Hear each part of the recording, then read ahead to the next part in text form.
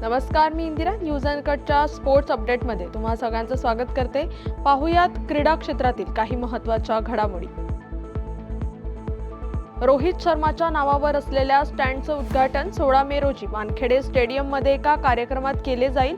हा कार्यक्रम दुपारी 4 वाजता होणार आहे, ज्यामध्ये मुंबई क्रिकेट असोसिएशनचे अधिकारी आणि रोहितचे कुटुंबीय उपस्थित राहतील. रोहित शर्मा यांच्या अभूतपूर्व योगदानाची आणि क्रिकेटमधील त्यांच्या उज्ज्वल कारकिर्दीची दखल घेण्यासाठी MCA कडून हा सन्मान दिला जाणार आहे. इंग्लंड विरुद्ध वेस्ट इंडिज यांच्यात 29 मे ते 3 जून दरम्यान एकदिवसीय मालिका खेळवण्यात येणार आहे. तर त्यानंतर उभय संघात T20I मालिकेचा थरार रंगणार आहे. T20I मालिकेसाठी इंग्लंड संघात स्पिन ऑलराऊंडर लियाम डॉसन याला संधी मिळणार आहे. लियाम डॉसन याने 2016 साली इंग्लंडसाठी 3ही प्रकारात पदार्पण केलं होतं. मात्र डॉसनला नोव्हेंबर 2022 नंतर एकदाही संधी मिळाली नाही. डॉसनने अखेरचा T20 सामना साऊथ आफ्रिका T20 लीगमध्ये खेळला होता.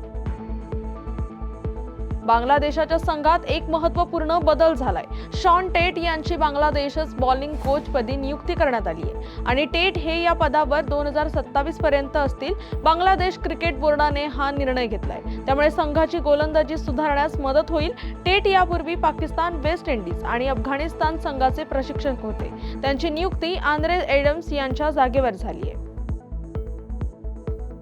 पाकिस्तान क्रिकेट संघाची पुढील आंतरराष्ट्रीय मालिका बांगलादेश सोबत आहे. आगामी 25 मे पासून सुरू होणाऱ्या बांगलादेश विरुद्ध 5 सामन्यांची T20 मालिका घरच्या मैदानावर खेळणार आहे. यापूर्वी PCBने नवीन मुख्य प्रशिक्षकाची घोषणा केली आहे. माईक हेसन यांची पाकिस्तान क्रिकेटच्या व्हाईट बॉल संघाचे नवे मुख्य प्रशिक्षक म्हणून नियुक्ती करण्यात आली आहे. माईक हेसनच्या आधी आकिब जावेद 5 महिने अंतरिम प्रशिक्षक म्हणून काम करत होते.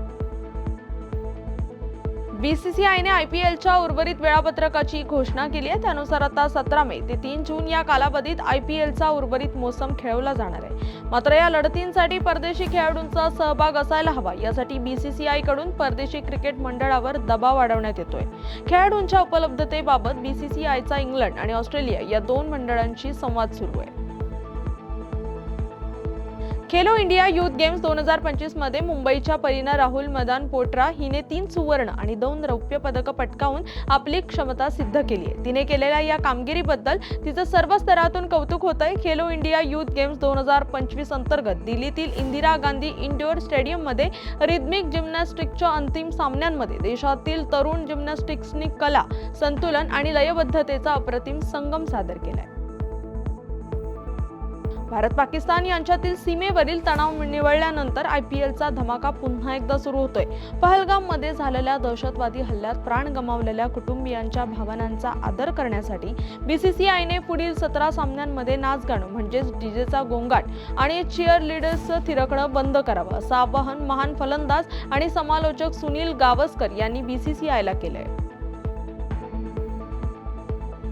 भारत-पाकिस्तान यांच्यातील युद्धविरामानंतर BCCIने 12 मे रोजी IPLच्या 18व्या मोसमातील उर्वरित 17 सामन्यांचं सुधारित वेळापत्रक जाहीर केलं.